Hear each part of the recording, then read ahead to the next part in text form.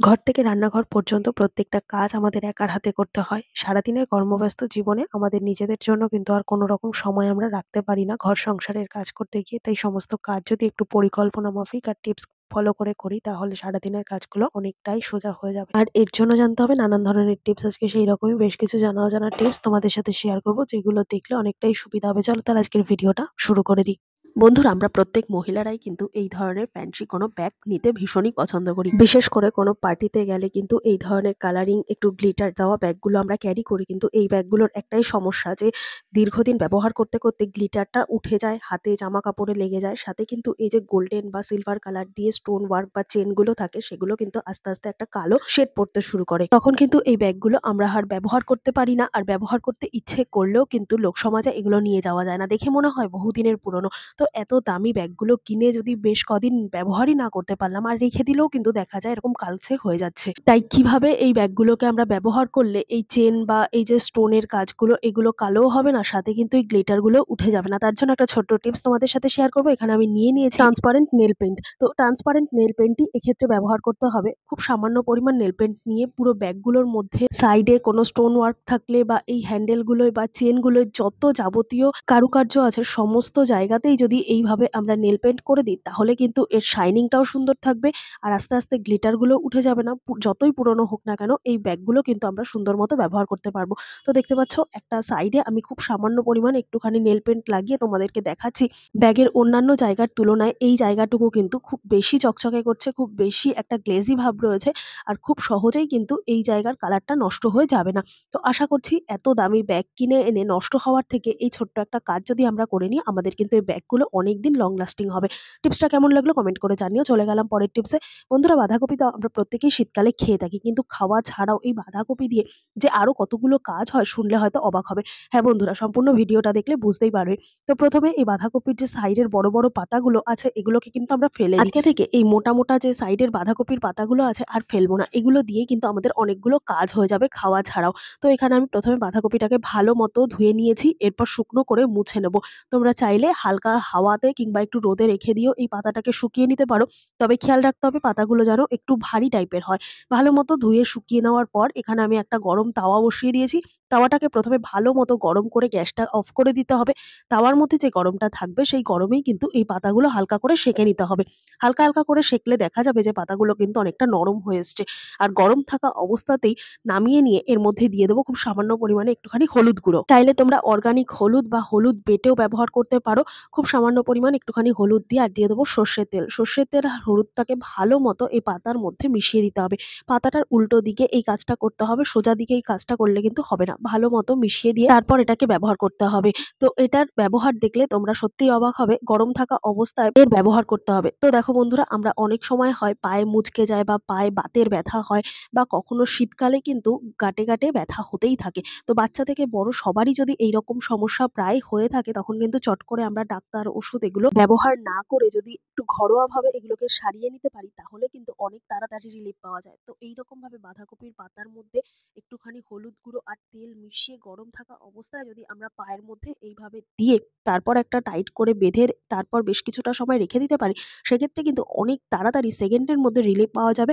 ডাক্তারের কাছে যেতে হবে না। আর এই সমস্যাটা যদি বাচ্চাদের হয় শুধুমাত্র পায়ে না, হাতে বা পিঠে যেকোনো জায়গাতে এই সমস্যা হলে কিন্তু খুব তাড়াতাড়ি বাচ্চারাও রিলিফ পাবে। তাহলে ওষুধও খেতে হচ্ছে না, ডাক্তারও দেখাতে হচ্ছে না। আশা করছি এই ছোট্ট টিপসটা অনেকটাই কাজে দেবে। চলে গেলাম পরের টিপস। বন্ধুরা, আমরা মহিলারা কিন্তু এই ধরনের নানান রকম ব্যাগ ক্যারি করি। তো এই ব্যাগগুলোর মধ্যে অনেক সময় হয় যেকোনো ধরনের কালি হোক অজান্তেই লেগে যায়। আবার কখনো কখনো বাচ্চারা দুষ্টুমি করেও কিন্তু এইরকম ব্যাগের উপর পেনের কালি হোক বা মার্কারের কালি হোক এরকম দিয়ে দেয়। আবার বাচ্চাদের স্কুলের ব্যাগেও কিন্তু এরকম নানান রকম আঁকিবুকি তারা করে। বিশেষ করে ছোট বাচ্চাদের ক্ষেত্রে এটা বেশি হয়। কিন্তু যখনই এইরকম ব্যাগের উপরের কাপড়টার মধ্যে পেনের কালি বা কালারের কালি লেগে যাবে তখন কিন্তু এটা দেখতে খুবই বাজে লাগবে। এটাকে ওঠানোর জন্য কিন্তু আমরা অনেক চেষ্টা করলেও কালারটা ফেড হয়ে যায়, উপরন্তু উঠতেই চায় না। তার জন্য একটা ছোট্ট টিপস, এখানে আমি নিয়ে নিয়েছি পারফিউম।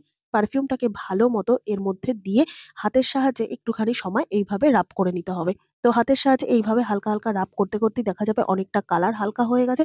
তারপরে একটা কটন বা সুতির কাপড় দিয়ে হালকা করে এরকম যদি মুছে নিই, সেক্ষেত্রে সমস্ত পেনের দাগ উঠে যাবে। এইরকম ভাবে শুধুমাত্র যে পেনের দাগ উঠবে তা না, মার্কার থেকে শুরু করে স্কেচ পেন, কালার পেন্সিল সমস্ত দাগই কিন্তু সুন্দর মতো উঠে যাবে। তো দেখতে পাচ্ছ কত পরিমাণ ডিপ ছিল কালারটা, আর পুরোটাই কিন্তু উঠে গেছে। তো আশা করছি ছোট্ট টিপসটা কাজে দেবে। চলে গেলাম পরের টিপসে।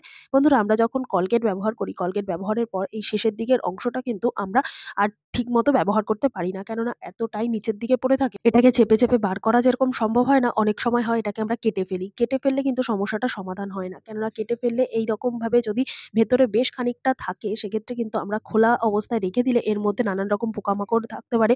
তো এটাকেই আমরা পরের দিন যদি ব্যবহার করি, সেক্ষেত্রে কিন্তু আমাদের শারীরিক অসুবিধা হবে। তো কলগেটের এই টিউবটাকে না কেটে কিভাবে আমরা এর থেকে সম্পূর্ণ কলগেট নিয়ে ব্যবহার করতে পারবো, তারই একটা ছোট্ট টিপস নিয়ে চলে এসেছি। তার জন্য এখানে নিয়ে নিয়েছি একটা কাঁটা চামচ। তো এই ধরনের স্টিলের যে একটু মোটা ধরনের কাঁটা চামচগুলো হয়, এই ধরনের কাঁটা চামচের মধ্যেখান থেকে এইরকম ভাবে প্যাকেটটাকে হালকা করে ঢুকিয়ে দিয়ে তারপর হালকা, হালকা করে চামচটাকে এইভাবে চাপ দিলে কিন্তু আনাচে কানাচে পিছন দিকের সমস্ত যে কলগেটগুলো এদিক ওদিক ছিল, সমস্তটা কিন্তু সামনের দিকে এগিয়ে যাবে। এটা কিন্তু হাত দিয়ে করা সম্ভব হতো না। তো দেখতে পাচ্ছ এইভাবে কিন্তু কলগেটটা সম্পূর্ণ মুখের কাছে চলে আসছে। এইভাবে যদি কলগেটটাকে সামনের দিকে এনে নিই, তাহলে কিন্তু এই প্যাকেটটাকে যেরকম কাটতেও হবে না, আর সাথে কিন্তু সম্পূর্ণ কলগেটটা আমরা ব্যবহারও করতে পারবো। তাহলে দেখতেই পেলে এই কলগেটের টিউবটা না কেটে কিভাবে সম্পূর্ণ কলগেটটাকে আমরা ব্যবহার করতে পারবো। তো টিপসটা ভালো লাগলে একটা লাইক করে দিও। চলে গেলাম পরের টিপসে। বন্ধুরা, আমরা গ্যাসে কিন্তু প্রত্যেকেই রান্না বান্না করি, কিন্তু গ্যাসের বার্নারের আগুন কি কখনো এরকম লাল দেখেছি? গ্যাসের বার্নারের আগুন লাল জ্বলা মানে কিন্তু প্রচুর পরিমাণে গ্যাস খরচ হওয়া। আর এই রকম আগুন দেখলে কিন্তু আমাদের সাথে সাথে লোক ডাকতে হয় ঠিক করার জন্য। কেননা বার্নারটা কিন্তু অনেক বেশি ময়লা হয়ে যায়। সাথে গ্যাসের বার্নারের যে ছিদ্রগুলো, এই ছিদ্রগুলোর গ্যাপও কিন্তু বেড়ে যায়। তার ফলে কিন্তু প্রচুর পরিমাণে গ্যাস এখান থেকে লিক করে। আর তার থেকেও বড় কথা, কিন্তু এরকম লাল ফ্লেমের আগুন আমরা দেখতে পাই। তাই কোনো রকম বাইরের লোক না ডেকে আমরা কিন্তু এটাকে সুন্দর মতো ঘরেই ঠিক করে নিতে পারি একটা ছোট্ট সলিউশন দিয়ে। এইভাবে যদি আমরা গ্যাসের ফ্লেমটাকে ঠিক করে নিতে পারি, তাহলে কিন্তু লাল আগুনও জ্বলবে না। লাল আগুন জ্বললে কিন্তু বাসনের মধ্যে কালো একটা দাগও পড়ে যায়। তো এর থেকে সলিউশনের উপায় কি আছে? তো সবার প্রথমে খেয়াল রাখতে হবে বন্ধুরা, আগে বার্নারের কোন দিক থেকে এরকম লাল আগুন বেরোচ্ছে। তো যেই জায়গা থেকে লাল আগুন বেরোচ্ছে সেই রকম জায়গাটা চিহ্নিত করে সেই জায়গায় লাগিয়ে দেবো টিপ। হ্যাঁ বন্ধুরা, আমরা মহিলারা যে টিপগুলো পরে থাকি, সেই রকম টিপের মধ্যে থাকে খুব সামান্য পরিমাণ আঠা। আর আমরা কোনো রকম ভাবেই কিন্তু এই ছিদ্রটা বন্ধ করার জন্য আঠা ব্যবহার করতে পারবো না।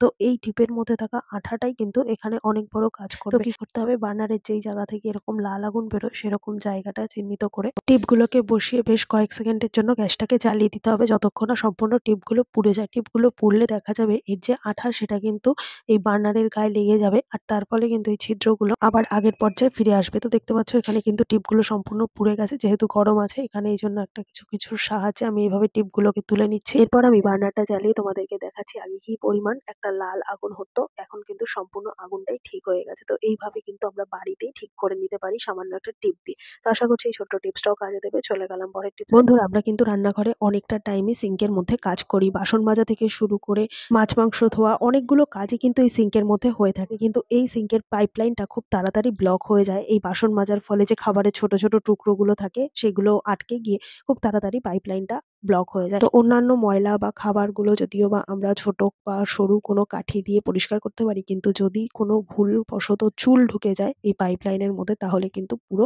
পাইপলাইনটা ব্লক হয়ে যায়। তো এই চুলটাকে তোলার জন্য কিন্তু আমরা এখানে কাঁচি ব্যবহার করছি। ঘরে থাকা যে কোনো ধরনের কাঁচি এখানে আমরা ব্যবহার করতে পারি। তবে খেয়াল রাখতে হবে কাঁচির মুখের দিকটা যেন একটু ছুচালো টাইপের হয়। কাঁচি দিয়ে আস্তে আস্তে টেনে যদি আমরা এই চুলগুলোকে বের করে নিই, তাহলে কিন্তু পাইপলাইনটা আপনা আপনি ছেড়ে যাবে। সাথে যদি কোনো খাবারের টুকরো এই পাইপলাইনের কাছে থাকে, সেটাও কিন্তু সম্পূর্ণ পরিষ্কার হয়ে যাবে। তাহলে রান্নাঘরের সিঙ্কে কিন্তু আমাদের প্রত্যেকদিন একবার করে হলেও কাঁচি ব্যবহার করা অত্যন্ত গুরুত্বপূর্ণ। তাতে পাইপলাইনটা ভালো থাকবে।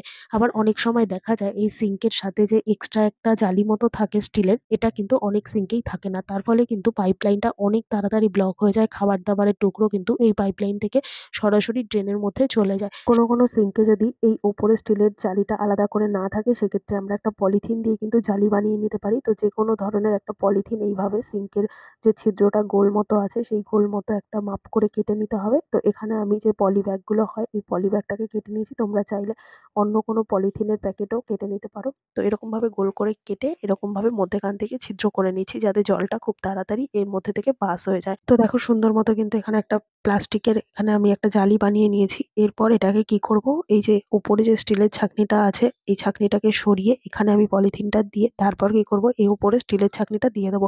এরপর এর মধ্যে আমি কল খুলে দেখাচ্ছি যে জলটা কিন্তু সুন্দর মতো পাস হয়ে যাবে, কোনোভাবে আটকাবে না। সাথে কিন্তু যদি কোনো রকম খাবারের টুকরো থাকে সেটাও কিন্তু ড্রেন অব্দি যেতে দেবে না। প্লাস্টিকটা কিন্তু একটা প্রোটেকশনের কাজ করবে। তো এভাবেও কিন্তু আমরা প্লাস্টিক ব্যবহার করতে পারি সিঙ্কে। এছাড়া সিঙ্কের মধ্যে অনেক সময় দেখা যায় আমরা মাছ, মাংস এগুলো ধোয়ার পর কিন্তু একটা আষ্টে গন্ধ ছাড়ে। কোনো রকম ডিশওয়াশার দিয়ে পরিষ্কার করলেও এই আষ্টে গন্ধটা যেতে চায় না। হয়তোবা পরিষ্কার হয় ঠিকই। কিন্তু এখানে আমি নিয়ে নিয়েছি একটুখানি চা পাতা। ব্যবহার করা চা পাতা এখানে অল্প পরিমাণ নিয়ে তারপর একটুখানি ডিশওয়াশার দিয়ে একটা স্কচ ব্রাইটের সাহায্যে হালকা করে একটু যদি ঘষে পরিষ্কার করে নিই, সেক্ষেত্রে যেরকম সুন্দর মতো পরিষ্কার হবে, কেননা চা পাতাটা কিন্তু এখানে একটা ক্লিনিং এর কাজ করবে। সাথে কিন্তু সুন্দর একটা ফ্রেশ গন্ধ বজায় রাখতে সাহায্য করবে। সাথে যে একটা এঁঠোর গন্ধ ছিল সেটা কিন্তু সম্পূর্ণ দূর করে দেবে এই চা পাতা। তো এইভাবে যদি আমরা রান্নাঘরটাকে সুন্দর মতো পরিষ্কার পরিচ্ছন্ন করে রাখতে পারি তাহলে কিন্তু আমাদের অনেকটাই ভালো হবে। তো আশা করছি আজকের সমস্ত টিপস তোমাদের কাজে দেবে। টিপসগুলো যদি ভালো লেগে থাকে লাইক, কমেন্ট, শেয়ার করে পাশে থাকবে। আর আমার এই ভিডিওটা তোমরা কে কোথা থেকে দেখছো কমেন্ট করে জানাতে ভুলবে না। দেখা হবে আবারও অন্য কোনো ভিডিওর সঙ্গে। ধন্যবাদ।